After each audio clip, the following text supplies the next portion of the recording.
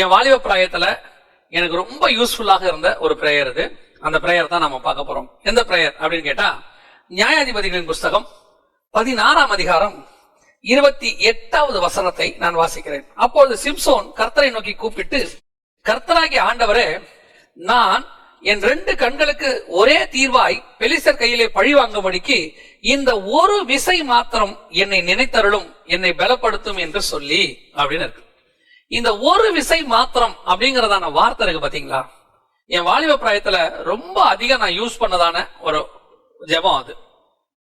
இங்க என்ன நடக்குது, நம்ம எல்லாருக்கும் தெரிஞ்ச சம்பவம், இதை எக்ஸ்பிளைன் பண்ண வேண்டிய அவசியமே கிடையாது. சிம்சோன் வீழ்ச்சி, பெலிஸ்தர் கைக்கு கொண்டு போகப்பட்டார். இப்பொழுது சிம்சோன் மீண்டுமாக தன்னுடைய பாவத்திற்கான பரிகாரத்தை செலுத்தி விட்டார். எப்படி பாவத்துக்கான பரிகாரத்தை செலுத்திட்டாரு அப்படின்னு நீங்க சொல்றீங்க அப்படின்னா, சிம்சோன் ஒரு நசரேய விரதம் இருக்கிறவர். நசரேய விரதம் இருக்கிறவர் ஒரு தீட்டான காரியத்தை தொட்டு விட்டால், அதாவது மரணத்துக்கான மரித்து போனதான ஒரு காரியத்தை தொட்டு விட்டால் அவருடைய தலை முடி மொட்டையடிக்கப்பட வேண்டும். இதுதான் நியாயப்பிரமாணம். என்னாகமத்தின் புஸ்தகம் 6ஆம் அதிகாரத்துல அதை பத்தி சொல்லப்பட்டிருக்கு. சோ இப்போ சிம்சோன் ஏன் பெலிஸ்தர் கையில ஒப்படைக்கப்பட்டாரா, ஏற்கனவே பல செய்திகள்ல நான் சொல்லியிருக்கிறோம். சிம்சோன் தெளிவாளால மாட்ட வைக்கப்பட்டாரே ஒழிய கர்த்தர் ஏன் அந்த அனுமதியை கொடுத்தாருன்னா, நியாய பிரமாணத்தின்படி அவன் அந்த பலியை செலுத்த வேண்டும், அல்லது நியாய பிரமாணத்தின்படி அவன் பரிகாரம் செலுத்த வேண்டும். அந்த பரிகாரத்தை செலுத்தினால்தான் அவன் ஜீவனுள்ள தேசத்துக்கு அல்லது பழைய ஏற்பாட்டு பரிசுத்தவான்கள் லிஸ்டுக்கு வர முடியும். இன்னும் சொல்ல போனா அவன் அப்பதான் இஸ்ரவேலுக்குள்ளே இருக்க முடியும்.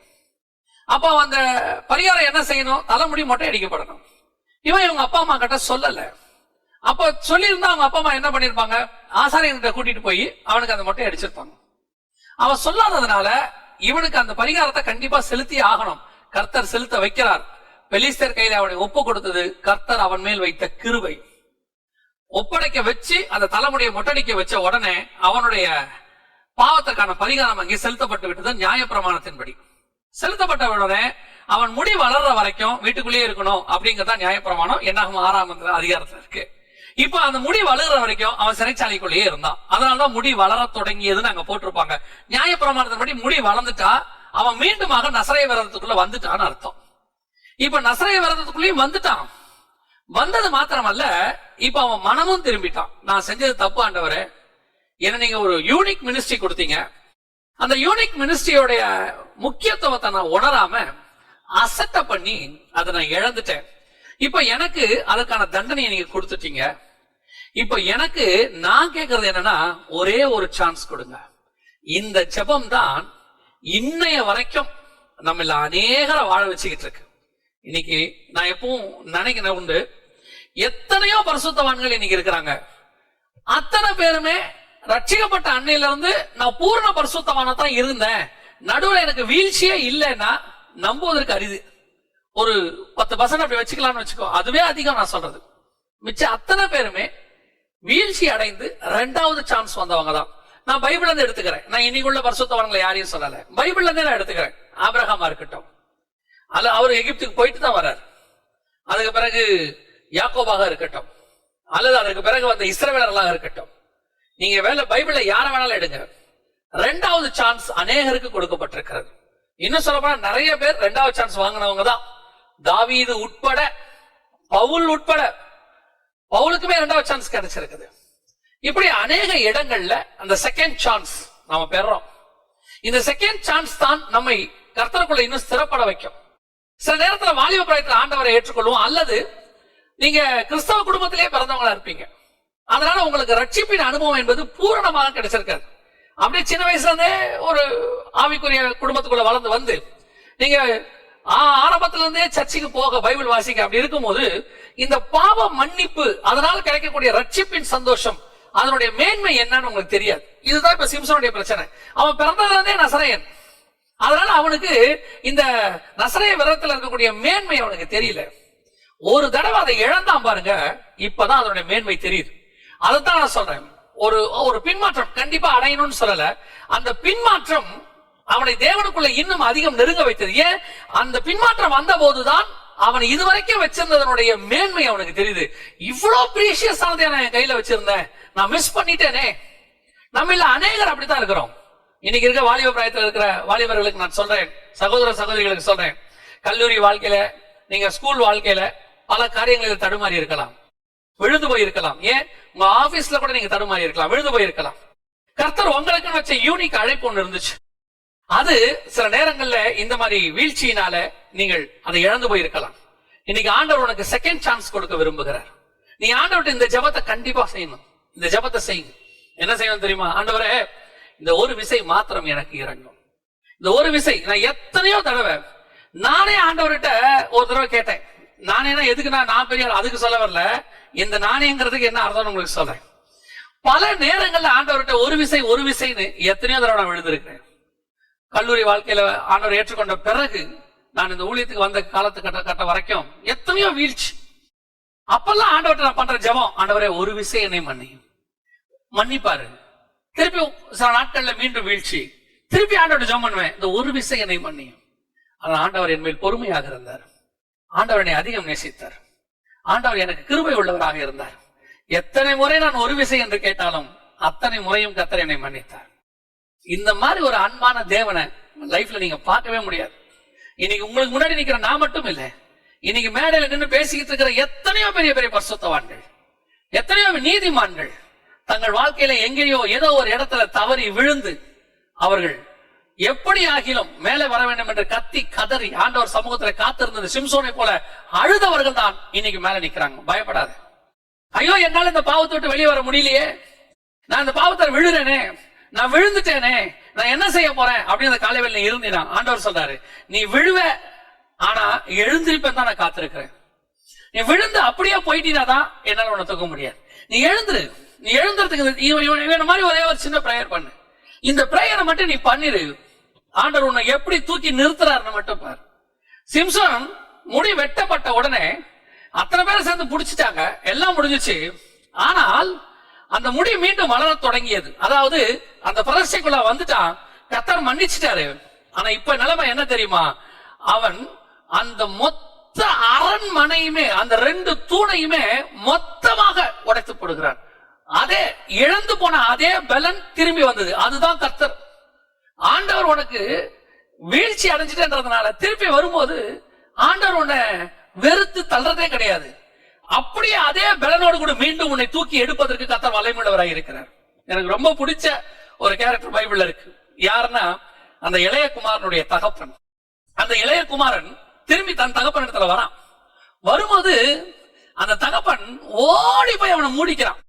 என்ன காரணம் அப்படின்னு கேட்டீங்கன்னா, நியாயப்பிரமாணத்தின்படி ஒரு குமாரன் தன் தாய் தகப்பனை இப்படி செஞ்சுட்டு சொத்தை வாங்கிட்டு போயிட்டானா அவன் கல்லெறிந்து கொல்லப்பட வேண்டும். அவன் திருப்பி வரக்கூடாது ஊருக்குள்ள. நியாயப்பிரமாணத்தின்படி தன் தாய் தகப்பன் இடத்துல இருந்து இப்படி செஞ்சுட்டு அவன் போயிட்டானா அவன் கல்லெறிந்து கொல்லப்பட வேண்டும். அந்த தகப்பன் ஓடி போய் அவனை கட்டி பிடிச்சா தெரியுமா? அந்த கட்டி பிடிப்பதுக்குள்ள ஒரு மிக முக்கியமான விஷயம் இருக்கு. அவனை மறைச்சுக்கிறான். அந்த தகப்பன் தன்னுடைய வஸ்திரத்தால் அவனை மறைச்சு அவனை கூட்டிட்டு போறான். காரணம் என்ன தெரியுமா? அவன் மறித்தான், மீண்டும் வந்தான்ங்கிற காரணம், இவன் மரணத்துக்கு ஏதுவான பாவத்தை செஞ்சு விட்டு போனவன். இவன் ஊரார் கண்ணில் பட்டா என்ன ஆகும்? நியாயப்பிரமாணத்தின்படி என்ன ஆகும்? அவனுக்காக அட்ரா ஒரு ஆட்டை பலி செலுத்துகிறான். நியாயப்பிரமாணத்தின்படி அந்த பலி அவன் செலுத்துறான். அந்த தகப்பனை பாருங்க, திருப்பி வந்த உடனே அதே மாதிரி தன் பிள்ளை ஏற்றுக்கலாம். தன் சொத்துல பாதி போச்சு, பேர் போச்சு, கெட்டு போச்சு, எல்லாம் போச்சு. ஆனாலும் திரும்பி வந்த போது ஓடி வந்து ஏற்றுக்கொள்ளக்கூடிய அந்த அன்பு, அதுதான் நம்முடைய பரம தகப்பனுடைய அன்பு. இந்த காலை வேளையில ஒருவேளை நான் விழுந்துட்டேன், என்னை தூக்கி எடுக்க முடியாது, என் வாழ்க்கை முடிஞ்சிருச்சு, இதோட அவ்வளவுதான், இனி நான் இந்த பாவத்தை என்னால் விடுபடவே முடியாது, நான் எத்தனையோ தடவை ட்ரை பண்ணிட்டேன், இன்னும் ஒரு தடவை ட்ரை பண்ணு, இன்னொரு விஷயம் ட்ரை பண்ணு. இந்த காலை வேளையில ஆண்டவர்கிட்ட முழங்கால் போட்டு ஜெபம் பண்ணு. ஆண்டவரே, இன்னும் ஒரு விஷயம் என்னை மன்னியும் ஆண்டவரே. என்னை மன்னித்த தேவன், சிம்சோனை மன்னித்த தேவன், உன்னையும் மன்னிக்க அவர் வல்லமையுள்ளவராய் இருக்கிறார். என்னை மன்னிச்சதுனாலதான் நான் இன்னைக்கு உன் முன்னாடி பேசிட்டே நிக்கிறேன். சிம்சோனை மன்னிச்சதுனாலதான் எபிரேயர் 11ஆம் அதிகாரத்துல விசுவாச வீரர்கள் பட்டியல்ல அவன் பேர் வந்திருக்கு. அந்த 11ஆம் அதிகாரம் 32வது வசனத்தை நீ வாசிச்சு பாருங்க. பின்னும் யார் யார் பேர்லாம் இருக்கு, அதுல சிம்சோன் பேரும் இருக்கு. அப்படின்னா என்ன அர்த்தம்? கர்த்தர் அந்த விசுவாச வீரர்கள் பட்டியல் அவன் பேரை கொண்டாந்துட்டார். அவனை வெறும் மன்னிச்சது மாத்திரமல்ல, அவனுக்கு மீண்டும் பலன் கொடுத்தது மாத்திரமல்ல, ஜீவ புஸ்தகத்துல அவன் பேர் வந்துருச்சு. நீ இவ்வளவு நாள் பாவம் செஞ்சுட்டேன், இதுக்கு மேல என்னால எழுந்திருக்க முடியாது, கர்த்தர் இதுக்கு மேல நான் மன்னிக்க மாட்டாரு, நானும் எத்தனை தடவை கேட்டுட்டேன்னு சொல்றியா? இன்னும் ஒரு விஷயம் கேட்டுப்பாரு, இன்னும் ஒரு விஷயம் கேட்டுப்பாரு. ஆண்டவர் இன்னைக்கு மன்னிக்க வல்லமையுள்ளவராய் இருக்கிறார். மீண்டும் ஒருவேளை உன் பலவீனமா இருக்கும், உன் ஜென்ம சுபாவத்தினுடைய பலவீனமாக இருக்கும். சிறு பிராயத்திலிருந்து உன்னை அதே ஆக்குபை பண்ணி வச்சிருக்கிற பாவமா இருக்கும். அதுல இருந்து விடுவன்னு உனக்கு ஆசை இருக்கும். ஆனா என்ன செய்வ, சில நேரத்துல நீ விழுந்து போயிடுற, திருப்பி நீ வந்து அழுவ, நான் திருப்பி ஏஞ்சி நிக்கணும்னு நினைக்கிறேன், ஆனா விழுந்து விழுந்து போறேனே நீ நினைப்ப. இன்னைக்கு ஆண்டவர் சொல்றாரு, இன்னும் ஒரு விசை, ஒன் மோர் டைம் கர்த்தர் உன்னை மன்னிக்க விரும்புகிறார். இப்ப ஆண்டவர் உன்னை என்ன செய்ய போறான்னு அவனுக்கு சொல்லிட்டு நான் ஜெபம் பண்ணி முடிக்க விரும்புகிறேன். அந்த வசனத்தை நீங்க வாசிச்சு பாருங்க.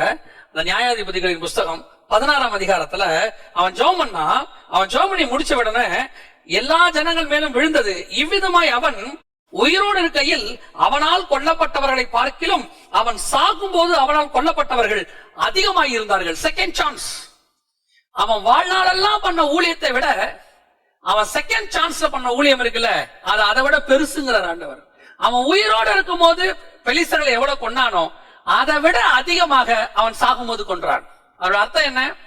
ஒருவேளை நீ வீழ்ச்சி அடைகிறதுக்கு முன்னாடி உனக்கு ஒரு மினிஸ்ட்ரி இருந்திருக்கும், அந்த மினிஸ்ட்ரி நல்லா தான் போயிட்டு இருந்திருக்கும், எல்லாரும் உன்னை பெருசாதான் பேசியிருப்பாங்க. நடுவுல ஒரு வீழ்ச்சி, அவ்வளவுதான், முடிஞ்சான், சிம்சன் முடிஞ்சான், ஊழியம் முடிஞ்சு, இதுக்கப்புறம் தொலைஞ்சான், க்ளோஸ், ஓவர், ஜெயில போட்டாச்சு, கண்ணை குருடாக்கியாச்சு, ஊழியத்தை ஒழிச்சாச்சு, பேரை நாசம் பண்ணியாச்சு, இதுக்கப்புறம் இவரை ஒண்ணும் பண்ண முடியாது, அவ்வளவுதான், விழுந்தான் அப்படின்னு சொல்லுவாங்க. கர்த்தர் மீண்டும் முடியை முளைக்க பண்ணினார். கர்த்தர் மீண்டும் உன்னை முளைக்க பண்ணுவார்.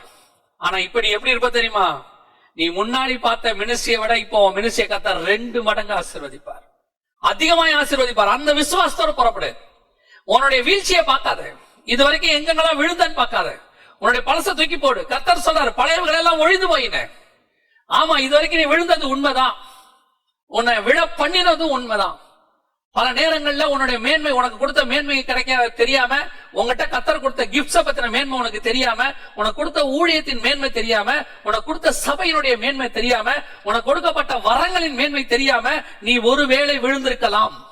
இன்னைக்கு ஆண்டவர் காலை வேளையில உன்னை மீண்டும் எழும்பி நிற்க பண்ண விரும்புகிறார். நீ மாத்திரம் இந்த ஒரு ஜெபத்தை செய். இன்னும் ஒரு விசை என்னை மன்னியும் ஆண்டவரே, இன்னும் ஒரு விசை என்னை எழுப்பி நிற்க பண்ணும் ஆண்டவரே, இன்னும் ஒரு விசை என் மேல் மனம் இறங்கும் ஆண்டவரே, இன்னும் ஒரு விசை என் மேல் கிருபையா இரும் ஆண்டவரே. ஆண்டவரை எப்படி பயன்படுத்த போறார் தெரியுமா? முன்னிலைமையை பார்க்கிலும், அவங்களுக்கு தான் முன்னிலைமையை பார்க்கலும் பின்னிலைமை மோசம் இஸ்ரவேலர்களுக்கு, ஆனா உங்களுக்கு எனக்கும் முன்னிலைமையை பார்க்கலும் பின்னிலைமை ஆண்டவர் எடுத்து வல்லமையா பயன்படுத்த போறார். நீ எங்க உன் தலை தாழ்த்தப்பட்டதோ அங்கேயே கர்த்தர் உன் தலையை உயர்த்துவார். எந்த பெலிஸ்தர்கள் உன்னால சந்தோஷப்பட்டாங்களோ இன்னைக்கு அந்த பெலிஸ்தர்களே க்ளோஸ் ஆக போறாங்க. கர்த்தர் அந்த அளவுக்கு உன்னை உயர்த்த போறார். நீ விசுவாசிச்சா தேவ சமூகத்துல இன்னைக்கு நம்ம ஜெபம் பண்ண போகிறோம், ஆண்டவர் நோக்கி பார்க்க போகிறோம். எல்லாரும் கண்களை மூடி, நான் இன்னைக்கு விழுந்து போன மீண்டும் எழ வேண்டும் என்று விரும்புகிற வாலிப பிராயத்தில் இருக்கிற ஒவ்வொரு சகோதரனுக்காகவும் சகோதரிக்காகவும் நான் ஜெபிக்க விரும்புகிறேன். காரணம், நிறைய பேரு இந்த வீழ்ச்சியில இருந்துட்டு எழுந்திருக்க முடியாம தடுமாறிட்டு இருக்கிறாங்க. ஒரு சிலர் என்கிட்ட சொன்னதை நான் சொல்லிட்டு இந்த ஜெபத்தை நான் சொல்றேன், ஞாபகத்துக்கு வரதுனால.